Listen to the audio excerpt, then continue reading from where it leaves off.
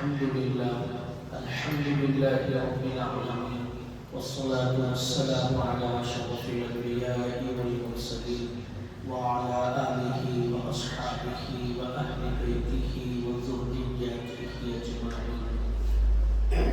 أعوذ بالله من الشيطان الرجيم. بسم الله الرحمن الرحيم. يا أيها الذين آمنوا اتقوا الله حق تقاته ولا تموتن إلا وأنتم مسلمون. صدق الله العظيم. محترم بزرگوں، عزیز دوستوں، دینی بھائیوں،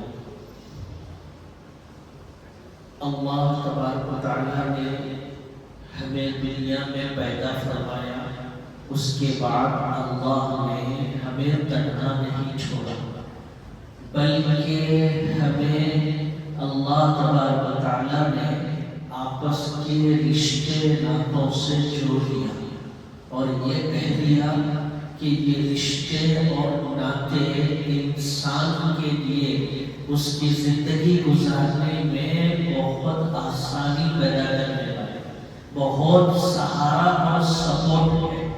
اگر انسان دنیا میں رشتے ناتوں کا پاس و لحاظ کرنے والا بن گیا، اسی لیے قرآن کریم میں سورہ نساء میں نکاح کے خطبے میں جو آیتیں پڑھی جاتی ہے، ان آیتوں میں سے یہ بات ہے وَاتَّقُوا اللَّهَ الَّذِي تَسَاءَلُونَ بِهِ وَالْأَرْحَامَ، کہ آپسی رشتے ناتوں کو اور ایک دوسرے کے حقوق کو پورا کرنا ہے اللہ کا ڈر اور خوف پیدا کر کے۔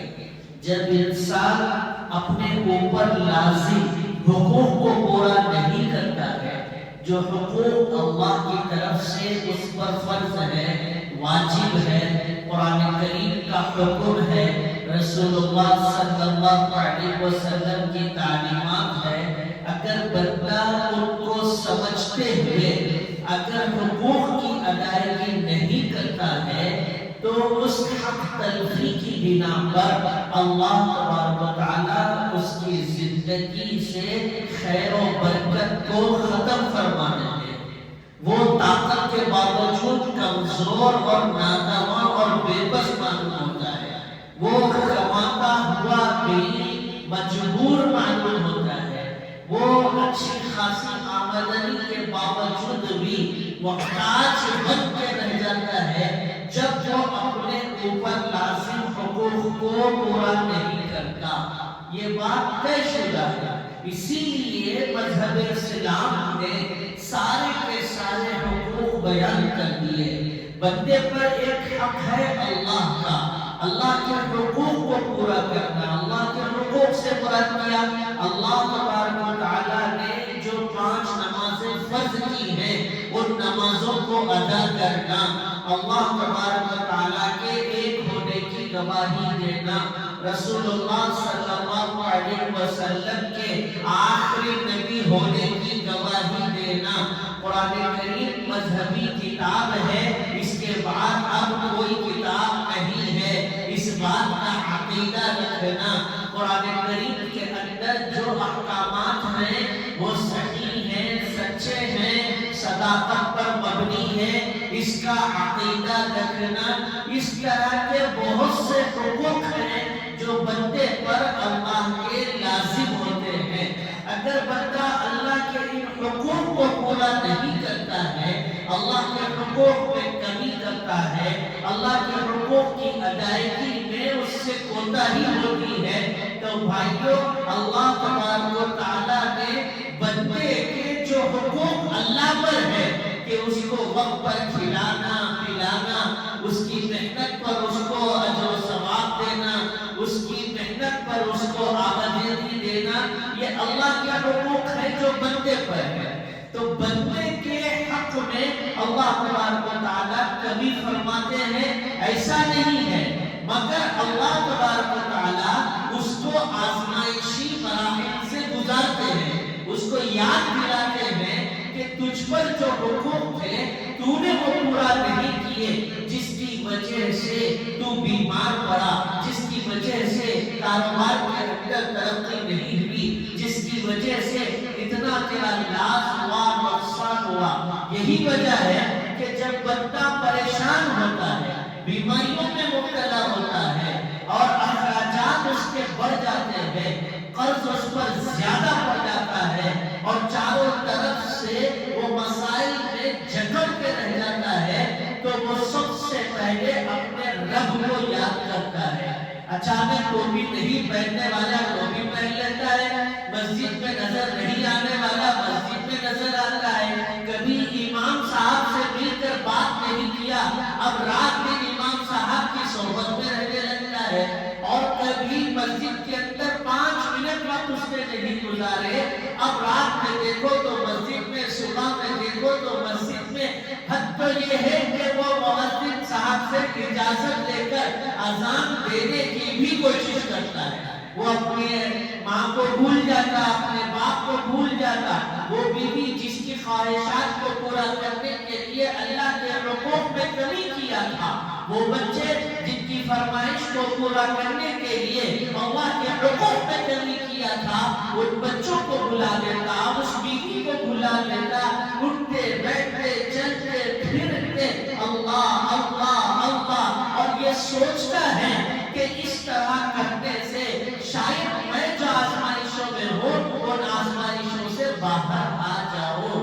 میرے بھائی، اس کے باوجود بھی اللہ اس کو کھلاتا ہے، اللہ اس کو پلاتا ہے، اس کے باوجود بھی صحت دیتا ہے، طاقت اور توانائی بخشتا ہے، کان برابر سنائی دیتے ہیں، آنکھیں برابر دیکھنے لگتی ہے، زبان برابر بات کرنے لگتی ہے، دل دماغ برابر سوچنے لگتا ہے. یہ اللہ ارحم الراحمین کا کرم ہے، اللہ اکرم الاکرمین کا رحم ہے، جو ایک بندے پر حقوق میں کمی کے باوجود بھی اللہ اس پر اتنا مہربان ہوتا ہے. اور دوسرے جو حقوق ہیں وہ بندوں کے حقوق بندوں سے ہیں. والدین کے حقوق ہیں، بچوں کے حقوق ہیں، شوہر ہونے کی حیثیت سے بیوی کے حقوق ہیں، بیوی ہونے کی حیثیت سے شوہر کے حقوق ہیں، باپ ہونے کی حیثیت سے اولاد کے حقوق ہیں، ایک اچھا دوست ہونے کی حیثیت سے دوستی کے بھی حقوق ہیں. آپس کے رشتے ناطے پورے حقوق میں جڑے ہوئے ہیں. ان حقوق کو پورا کرنے والا ہی صحیح معنی میں مذہب اسلام پر عمل کرنے والا ہے. اگر اس نے ان حقوق میں کمی کی اور بندوں کے حقوق کی حق تلفی اس نے کی ہے، تو اللہ فرماتے ہیں کہ میرے پیارے تو زمین کے ذرات کے برابر گناہ لے کر آ، درختوں کے پتوں کے برابر گناہ لے کر آ، سمندر کی مچھلیوں کے برابر گناہ لے کر آ، آسمان کے تاروں اور ستاروں کے برابر گناہ لے کر آ. میری عزت و جلالت کی قسم ہے میں اسے معاف کر سکتا ہوں، مگر تو نے دنیا میں کسی کے حق میں کمی کی ہوگی اور اس کمی کے ساتھ تو میرے پاس آیا ہوگا، کسی کی حق تلفی کی ہوگی اس کے ساتھ میرے پاس آیا ہوگا، بہنوں کے حقوق میں کمی کی ہوگی اور اس کے ساتھ میرے پاس آیا ہوگا. تو اللہ کہتے ہیں میری عزت و جلالت کی قسم ہے میں تجھے اس وقت تک معاف نہیں کر سکتا جب تک کہ حق والا خود تجھے معاف نہ کر دے. صاحب حق اپنا حق معاف کرے گا تو ہی اللہ معاف کرنے والے ہیں. اگر صاحب حق نے معاف نہیں کیا تو اللہ رب العالمین بھی معاف نہیں فرمائیں گے. اور جو کمی کوتاہی آپ نے کی ہے ان کے بدلے آپ کے نام اعمال سے نیکیوں کو اٹھایا جائے گا اور دوسرے حق والے کے نام اعمال میں ڈال دیا جائے گا. میرے بھائیوں کو منظر وہ ہوگا کہ جب بندہ ایک ایک نیکی کے لیے ترسے گا، ایک ایک نیکی کا محتاج ہو جائے گا. کبھی شوہر بیوی کے پاس جائے گا، کبھی بچے ماں باپ کے پاس جائیں گے، کبھی ماں باپ بچوں کے پاس آئیں گے اور بولیں گے کہ میرے پیارے، میرے لگتے جگر، میرے نور نظر، میں نے تجھے اپنی باہوں میں کھلایا، اپنی گودوں میں تجھے سلایا، اپنے سر پر تجھے بٹھا کر دنیا گھما دی. میرے لال تو روتا بھی تھا، میری چیخیں نکل جاتی تھی. میرے پیارے تیری آنکھوں میں اشک آتے تھے، میرا دل تڑپ جاتا تھا. میں نے تجھے اپنی انگلی پکڑ کے چلنا سکھایا، بولنا سکھایا، تجھے اپنے دسترخوان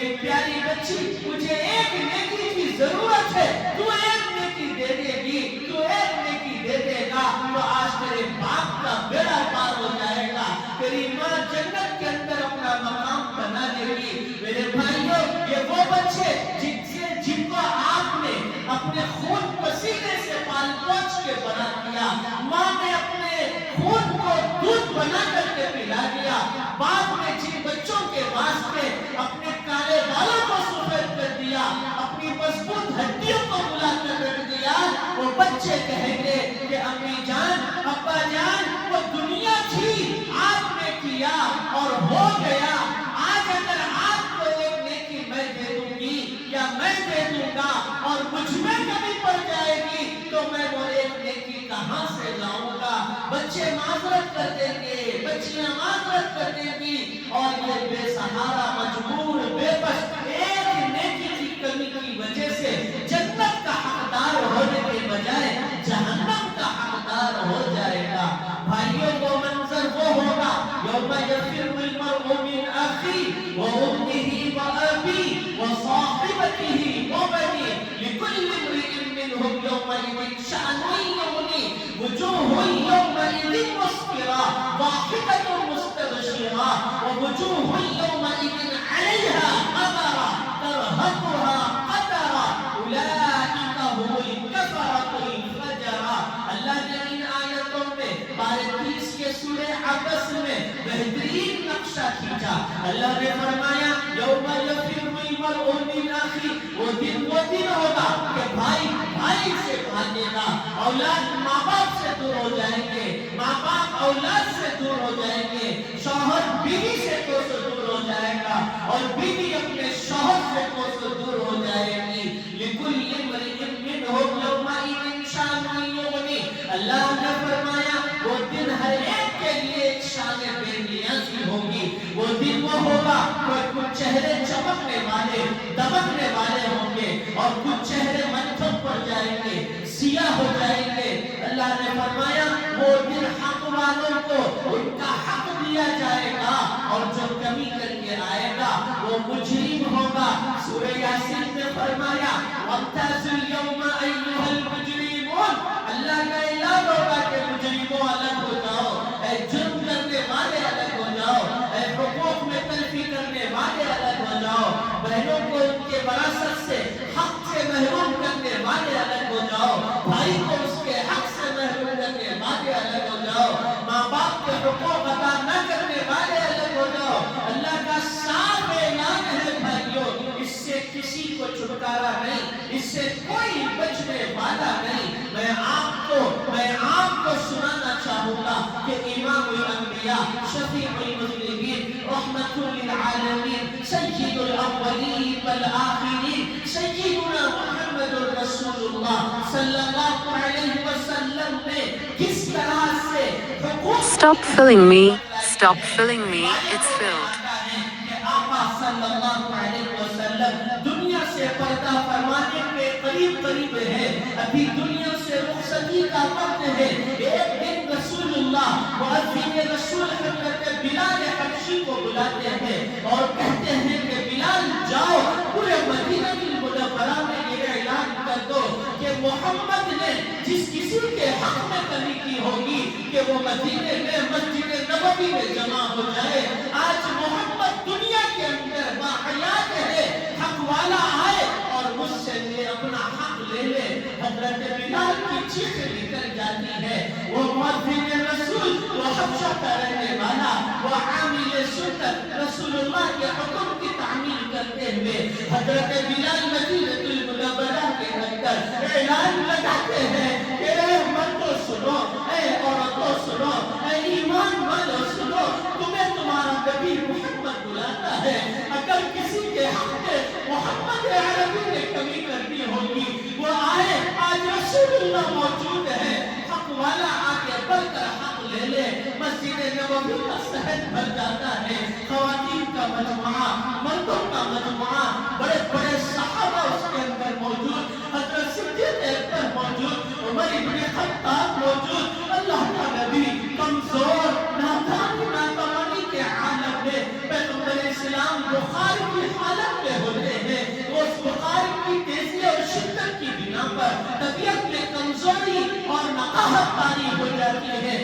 مسلمانوں، اے مومنوں، اس بات کو یاد رکھو، اللہ کا نبی لوگوں کے سامنے مجمع میں آتا اور بولتا ہے کہ اے لوگوں، کہ میں آمینہ کا لال، میں عبداللہ کا لفظ جگر، میں امام الانبیاء ضرور ہوں، میں محمد رسول اللہ ضرور ہوں، میں صاحب نزول قرآن ضرور ہوں، مگر میں نے دنیا میں کسی کے حقوق میں کمی کر دی ہوگی، کسی کو نہیں دیا ہوگا، کسی سے چھین لیا ہوگا، اور کسی کے فیصلے میں مجھ سے غلطی ہوئی ہوگی، یا کسی کو ناجائز میں نے ایک کوڑا بھی مارا ہو، تو میں دنیا کے اندر حاضر ہوں۔ میرے بھائیوں، آگے بڑھو اور مجھ سے اپنا حق لے لو، تاکہ دنیا میں ہی یہ بات ختم ہو جائے، اللہ کے سامنے کسی کے حق کو دبا کر میں حاضر ہونا نہیں چاہتا، کیونکہ وہ امام الانبیاء بھی سوال سے بچنے والا نہیں ہے،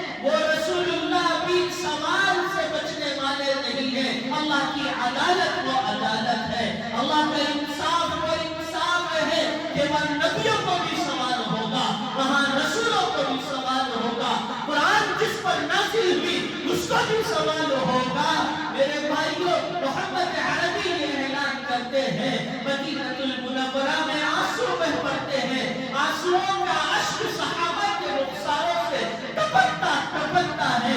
اتنے میں روایتوں میں آتا ہے کہ صحابہ کے مجمع میں ایک صحابی جن کا نام عکاشہ ہے، وہ کھڑے ہوتے ہیں اور کھڑے ہو کر کہتے ہیں کہ رسول اللہ، آپ میرا حق باقی ہے، اس لیے باقی ہے کہ آپ ایک مرتبہ غزوہ احد میں جاتے ہوئے آپ کا کوڑا میری پیٹھ پر لگ گیا تھا، جبکہ میں اس کا حقدار نہیں تھا، میں مجرم نہیں تھا، میں چاہتا ہوں کہ میں اپنا حق آپ سے وصول کروں۔ میرے بھائیوں، صحابہ کے مجمع میں چیخیں نکل جاتی ہے، رو پڑتے ہیں، بے تحاشا آوازیں نکلتی ہیں۔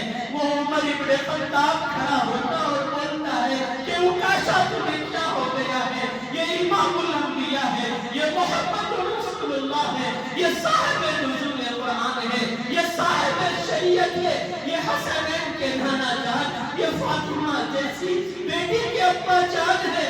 عکاشہ تمہیں کیا ہو گیا کہ تم اپنا حق لینے کے لیے کیا محمد عربی کے پر کوڑا مارو گے؟